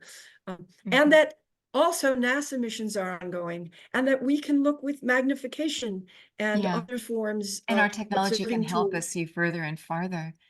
Yeah. That Back then, I further and guess, farther. I mean, we have an opportunity to pick up and go to where we know through science that it's going to be in the moon shadow and witness it in its full glory, right? We have That's that it. We have we the can understand what previous cultures have done. We're in pretty amazingly unprecedented times here for a knowledge expansion. So, and direct experience. So let's make the most of it. Well, Also, another witness and I would be think- Venus, and I know that you're very keen on the evening star, the morning star, the planet Venus. Yes. This dot here is the story. Oh, yeah. Yeah. Thanks for raising that. That would have been part of the program we might yet do. But when you go tune back the astronomy programs in Starry Night and you see where Venus was when the moon covered the sun on this day in history, Venus was off in that direction, not to scale. Interesting. Wow. Venus was off in that direction to the upper left. And who knows about the scale of this diagram? Those curlicues probably are not all storms, right? Are they representing the smaller prominences, and were they especially large and visually impactful? Don't know. But it's another bit of the circumstantial evidence, as GB put it, you know, that sort of gives it credibility for the 1097 total solar eclipse on July 11th. I want to throw in something personal. My first eclipse I ever witnessed was in 1991 in Baja, and it's on July 11th. I didn't realize that until recently. The July 11th was a special date. Is there a little bit of a personality to that? The way the arms, the legs, the head, something coming out of the head. Could we even imagine a bit of a being that might be represented in that rock of the sun petroglyph? I don't know. I'm staring at it long enough. Maybe I'm. I think GB said it well, you know, about how we bring our subjectivity and our imaginations to these panels. Maybe Tony, you have something to offer, having studied rock art a little more deeply. I'm sure many of our Well, community has something to say. So. Tony, go ahead. Okay, well, yes, it always is. It involves what we bring to it, and it's very, very hard without to say anything, as GB was saying, definitive about rock art, unless you have collaborative data. And you've done a wonderful job at collecting very persuasive collaborative data. So I really appreciate that. And so yes, this is hard. I do have one question I've been dying to ask, and that is, I remember in grade school, like fourth grade, hearing about Cortez defeating the Aztecs. And this defeat was correlated with an eclipse of the sun that happened in the year 1521, after what this is depicted. And it was taken as a sign from the gods that they should capitulate. At least that's how the story goes. And I'm just really interested if there's any sense of cross-cultural interest. I know the Aztecs claimed that they traded with Chaco. I don't know if this has been demonstrated, but maybe GB could comment on this. But it's quite likely there would be cross knowledge of what's happening, or it may just be that an eclipse is so amazing that whoever sees it, even without any data, is in awe. I'd be really interested in what you both think of that. Well, let's see. What Cherilyn was saying earlier about eclipses, we tend to think of people in the past having negative reactions, but not necessarily. And the other question that would play into relevance here would be, could they predict them? And we don't know that. There's no strong evidence that says that. But knowing that they were of natural, you know, a part of the natural world, one has to call into question these stories that we hear about Cortez and also Columbus, you know, getting supplies from the natives by frightening them, by taking away the sun because he knew that there was going to be an eclipse. And I often wonder about that. I sometimes think that people who are being shown these things just, you know, they knew beforehand and it wasn't a big deal, but here are these people, and, you know, diffusion and that kind of, you know, over time, people learning things and then putting them into their traditions that might be ancient traditions, but with some new knowledge. That's all very difficult to really know. But I always call into question when we hear about the Europeans frightening the Indians because of an eclipse. I think that more often than not, the Indians might have known. And they were the better Skywatchers, perhaps. Yeah, I mean, even if they couldn't predict them, they might have, they might have stories and knowledge of eclipses. So they might have just laughed at these people. I don't know. I don't know. I don't know what else to say about that, Tony. But I always am skeptical of those stories. And who else has comments, questions? Put it out Tony, in your the- mic is turned off, I think. You were going to say another comment. Thank you. Yeah. Yes, I share that skepticism, and yet I wonder if there's any ethnography that would hold up about that. And what do we know about the Aztec Chacoan connection from the Chaco point of view? I've heard it mostly from the Aztec point of view. Well, the one thing we have to say is that the Aztecs came after Chaco, so it would have been the Mayans that the Chacoans would have traded with. But then how that evolved into what the Aztecs did and shared knowledge from that, I don't know. Yes, you're right in that, of course. Yes, the Mayans and the Chacoans, I'm sorry, the Mayans and the Aztecs did definitely communicate, among other things. Mm-hmm. Well, the And we fact that certainly you know find there the was- macaw bones at Chaco, doesn't that imply some cultural trade there? A lot of trade from the south. It was Yeah. it's very evident in the artifacts that came out of Chaco that there was a strong connection to the south. And Chocolate some will mugs even and- say, we have a Hopi friend who talks about most of the astronomical knowledge of the Chacoans came from the south. Interesting. So that, Well, I this know move that- to talk about Aztec is actually, I can turn us back a little bit. Kim and his colleagues initially named his site Piedra del Sol. And that name is taken, it turns out, by Yeah, a that's right. magnificent Aztec sunstone that is known as Piedra del Sol. And you can Google that, the Piedra del Sol, the sunstone of the Aztec culture, of ginormous, meticulously carved rock with, a summary of all of the Aztec astronomical knowledge.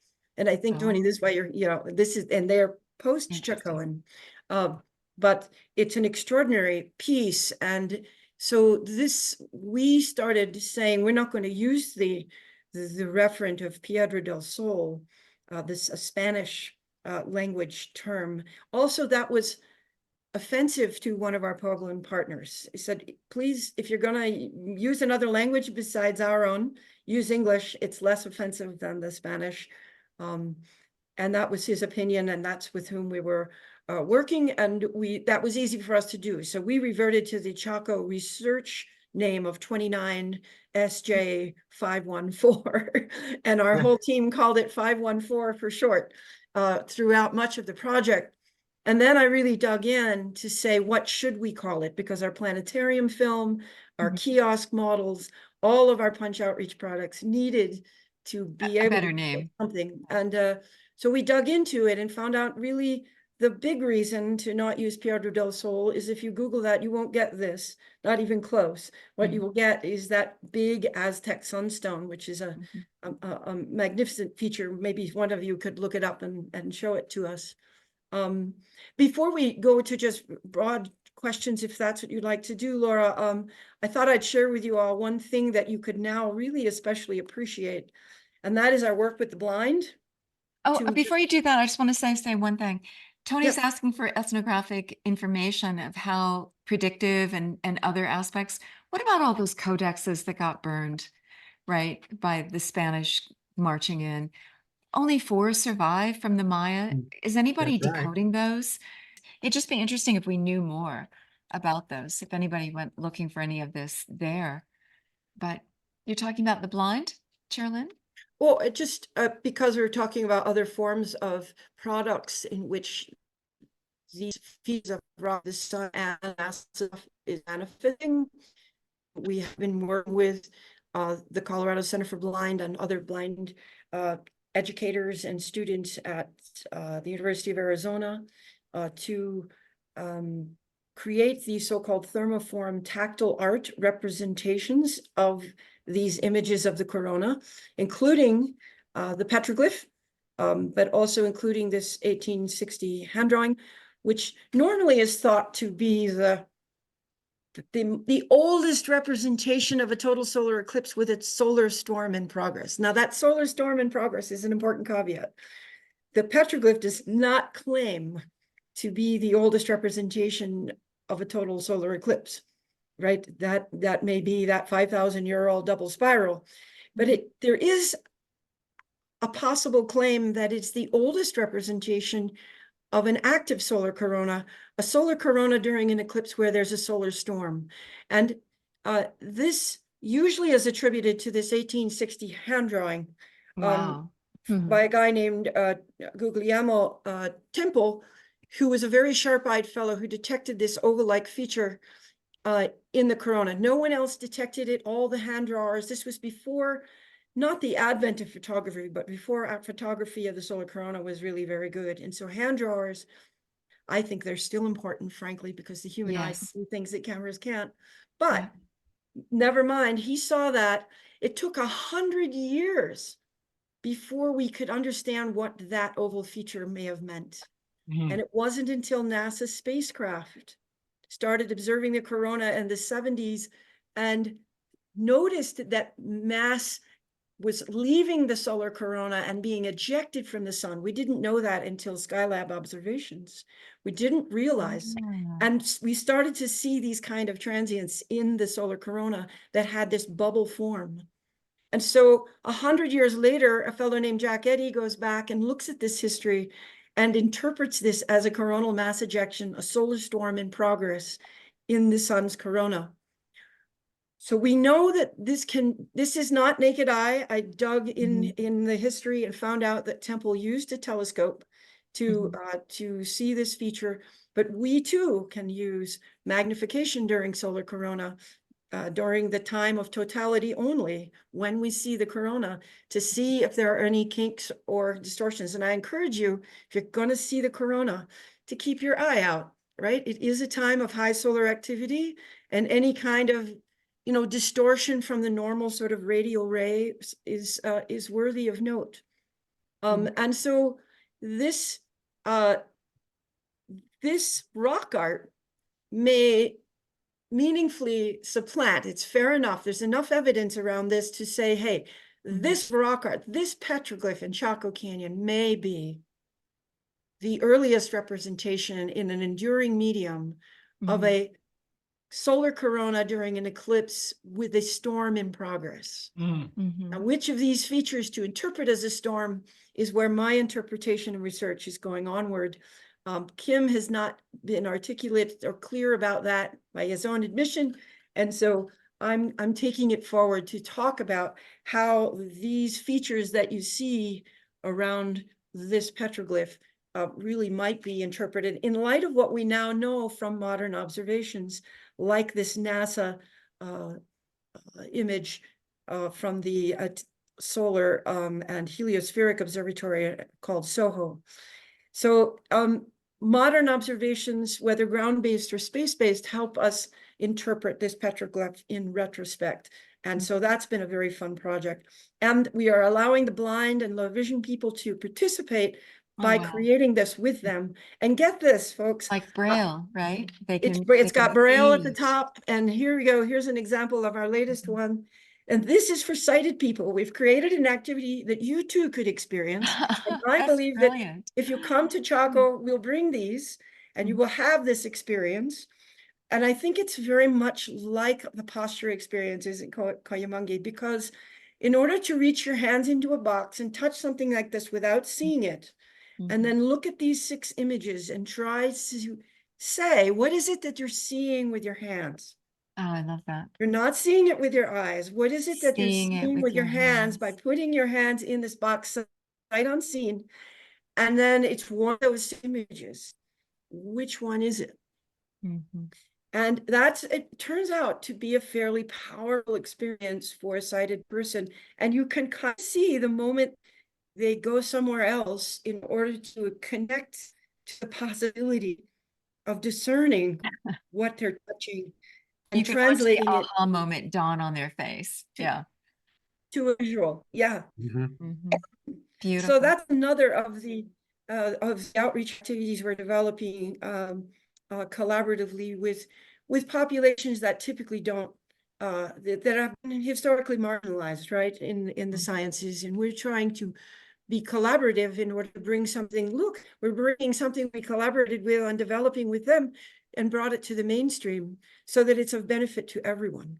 I would Not like to just- say that in a way, doing this experience, and I've only done it a few times, but I've facilitated it a few times too. But for me personally, it's like suddenly I understand that a person who cannot see the sun clearly the way I can has a different activity for me, and that is to feel the sun. So you're feeling these tactiles, but it brings you back to, you open your hand on a sunny day to the sun, and you Mhm. can touch and feel the sun.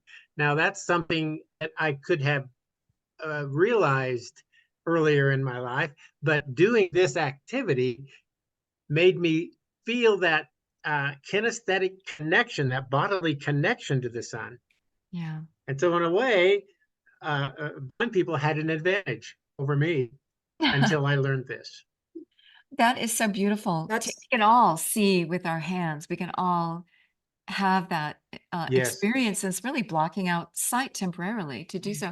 Look at this bowl. This looks to me like the representation of movement and activity, because you see so many bowls where their motifs are very regular and geometric. Even if they're curves, they're very regular and paced. This is all, this is in motion. And it's fascinating to me how ancient people, going back to the Ice Age, would convey the sense of motion. And this looks like this is a corona in motion, as you're saying, open to interpretation, sorry. Cherilyn. But isn't that Yeah, interesting? Laura, I'm sorry not to have drawn more attention to that bowl. That was the opportunity to do that. Yeah, it was. And also your picture where you've got the corona and the petroglyph half and half in one. You're such a good interviewer. Let's see, I'm gonna go slow. This has a cool story. GB and I are in the Hotel Chaco, and I wandered into the boutique library, and I opened up a book on Chaco just to a random few pages, and there was the picture of this Of pottery course. bowl. And there's a mystery around it, because it said in the book that it was in the University of New Mexico Maxwell's Museum archive. So we went over there to ask about it and see if we could see it. And they said they couldn't find it, Oh, right? And meanwhile, it precipitated a search for solar themed motif. And so now we're on a formal research permit at the University of New Mexico to search the archive for sun themed pottery.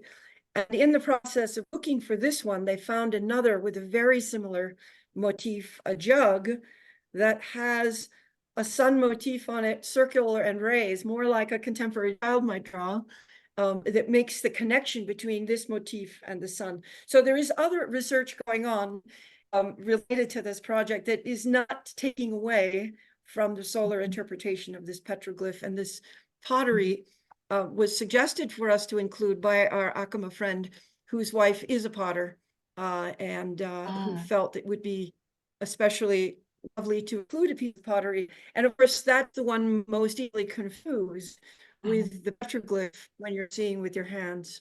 But I won't say more, you because mentioned many the of you might have a enduring chance to medium of experience. rock. You can't get any more enduring than the rock, but also pottery was another canvas for their cosmology and their symbols. So very It's a lot significant easier to things showed paint up that on design pots. on pottery than it is to carve it in rock, I think, Laura, right? Yeah. I want to mention that you'd be interested in Christine Van Poel's upcoming Presentation. talk with us next Sunday. She's looking at spinning bowls, bowls that actually were made to spin and that have spiral and birds motifs on birds and serpent motifs, and how that relates to the cosmology and our experiences Right. and our work. So that it would be interesting to see because that looks like another ball that, Yeah. yeah, in that category. Mhm. So beautiful. Wow. We have just enough time for any comments, questions, anything further. Tony, any of you put your hands up.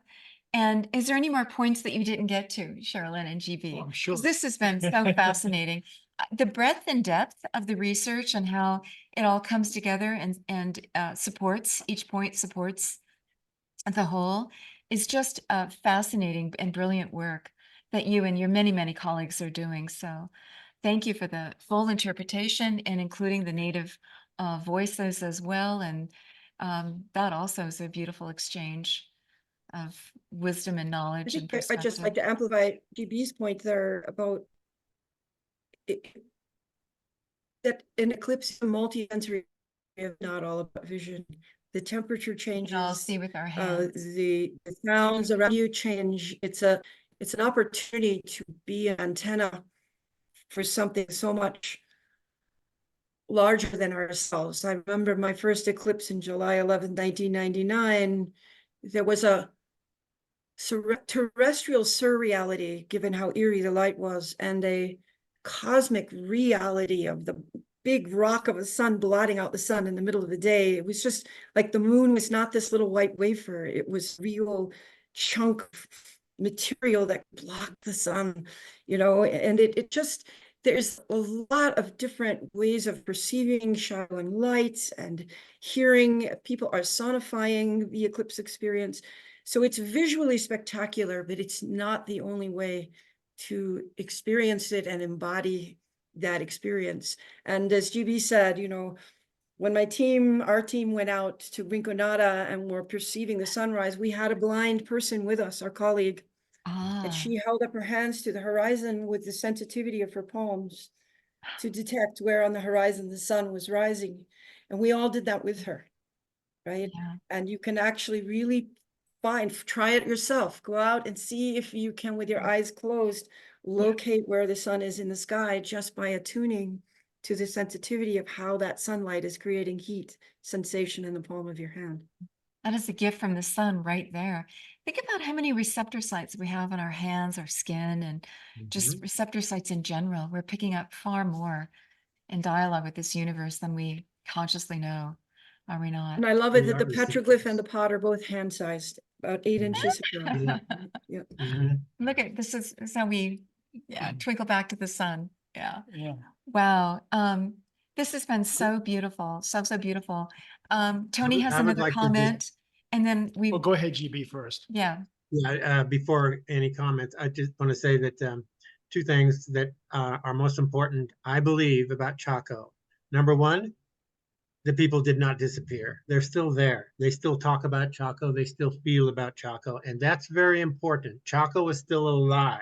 All right. Right. And the other thing is, we go there to see what they did. Great buildings and all the stories and the artifacts and all of that. What brought them there is what my question is. What made the decision for them? Because nothing that's done in Chaco has to be in Chaco. Mm-hmm.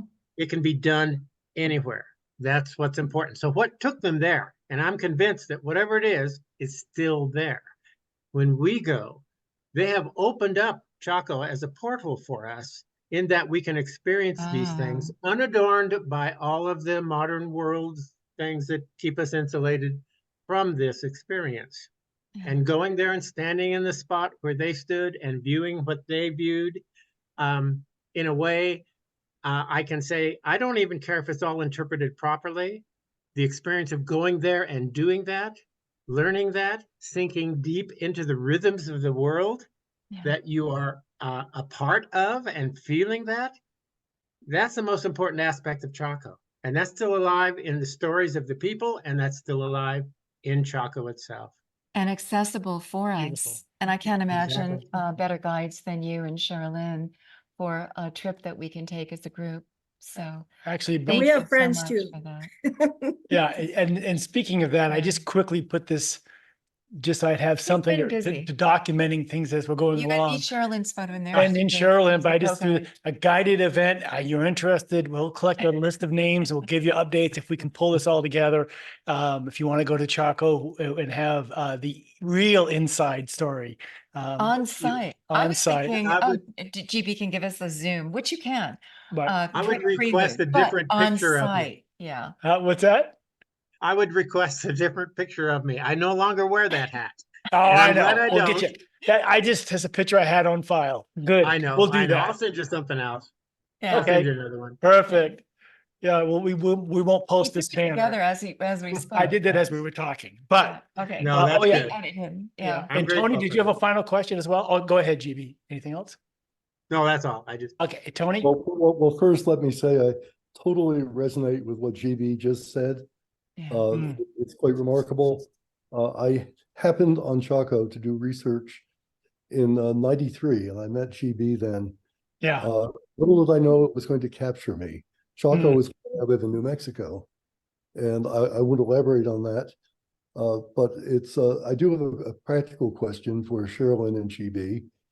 Since Punch is collecting all these impressions of an eclipse, here we have a number of people who are sensitive to things that can happen that are a little bit otherworldly and interesting feelings and impressions.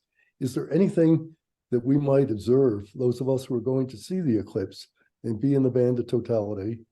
It's going to be clear, of course, wherever we go. Is there anything that you would have us collect and send to Punch? Mm. Oh, Yes. very good. That's good question. thought. Yes. Yes, that's oh, wonderful. Yeah. Well done, Tony. Great idea. Yeah, I'll pay you later, Tony. No, Okay. no, absolutely. We two things. One, I already mentioned a little bit. If you are observing with magnification the corona during totality, which you may or may not choose to do, any kind of kink or distortion, naked eye is great too, but I'm guessing that whatever happened in Chaco was a really, really big effect, and it may not be discernible to our naked eyes. We're not as keen-eyed and our air is not as clear. So I'm thinking naked eye distortion or kink or curl in the normal radial structure of the corona. So look for that and be in this communion mode. I would invite you to do that. And any photographs of that. The other thing I would invite you to do is do you see that this has 3 holes in it? Yes. This is called our 3-hole punch pinhole projector. Oh. And we are going to open up a site where you can make images of the 3-hole pinhole projector. And I want to just call out Bobby Middendorf on her back porch in the very early days of the development of this product. We had 3x5 cards out, and we had her Christmas tree punches, and we were experimenting with triangle, square, and round shape holes, all of whom will make round images of the sun. And it's especially fun whether there's an eclipse or not. But I've promised to get a bunch of these to you, Tony, right, for your expedition, so that you're well equipped with these. But you know, if there's anyone else who wants to reach out in the chat, please feel free. But these you can make your own as well, right? It's just simple 3 holes, and they will image the eclipse inverted on. Don't look at you on it. You put it, the sunlight streaming. I can't do this very well on the camera. But you put the sunlight streaming through those holes onto a projection surface, like a white sheet of paper, and you will see the eclipse indirectly on a projection surface, not looking at the sun directly like you do with your solar protection glasses. Right. It's very, very fun to do both. It's super I fun. did that with a recent partial eclipse, and I took a colander from the kitchen because it had a Yeah. lot of holes in it, and I held it up and I saw multiple images of little slices of the sun in the stage that it was in. It was very cool. Yeah, I remember that now. Yeah. Yeah, this, Interesting. you know, gosh, thanks, Tony, for that, because Laura Lee, there is something. I did have a slide about this little projector. Your curiosity about why the round sun appears on a projection surface through non-round holes. So that's what this little projector does. And it changes the game in the nation, honestly. This has been on national news programs now. We're so proud of our mission scientists Wow. who put that out there. There's a 2-page physics teacher journal article about it.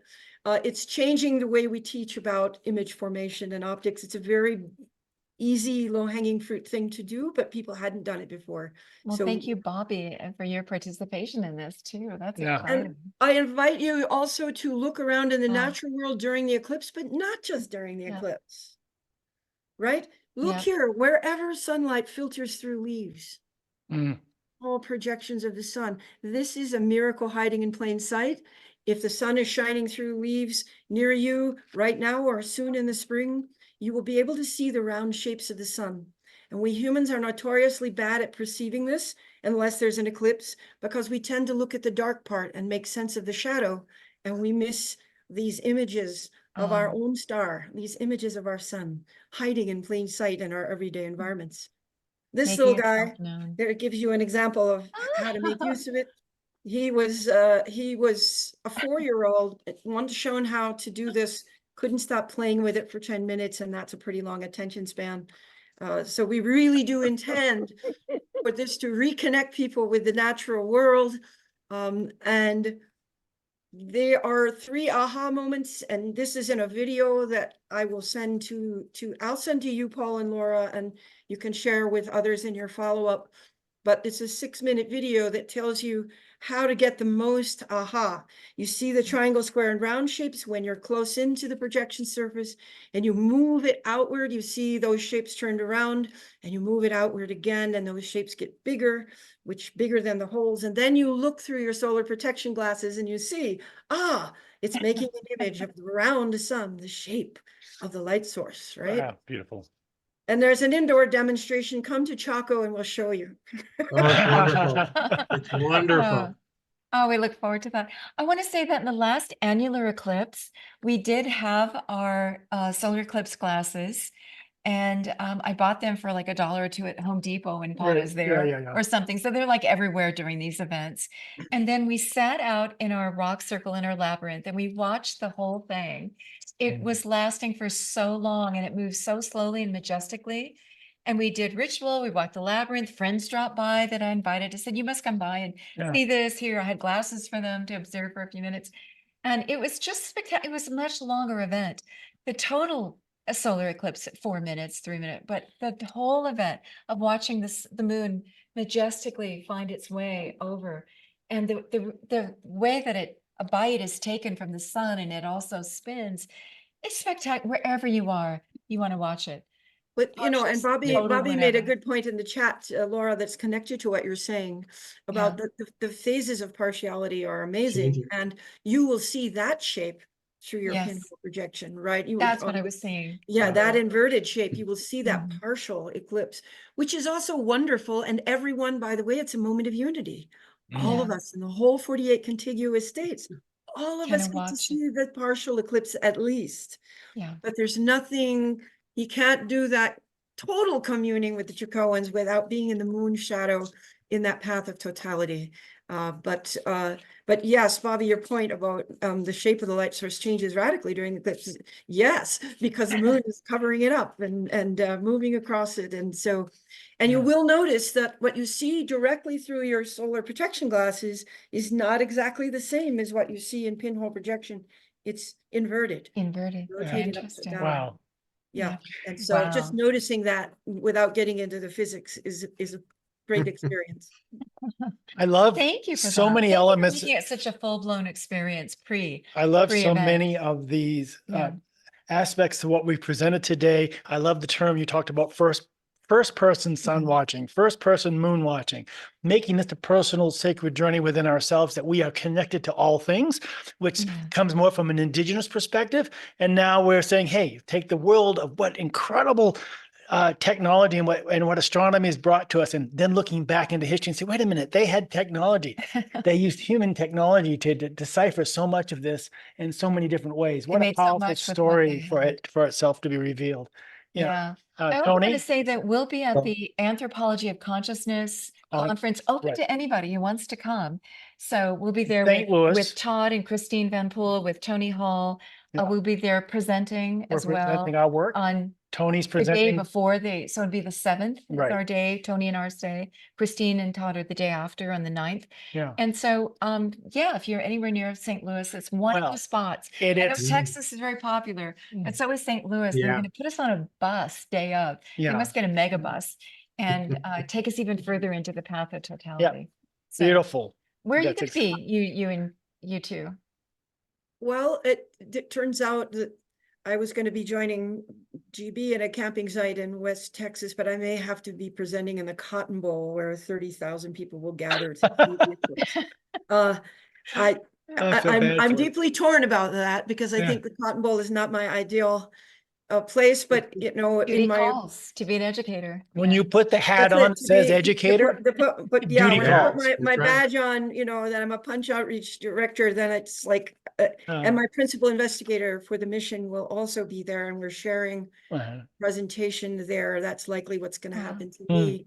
Not that Dallas would be my first choice. But I'm sorry to anyone who's in Dallas, but you know, I'm very much a natural world kind of girl, and you know, I don't know what I'll do with the Corona on the Jumbotron.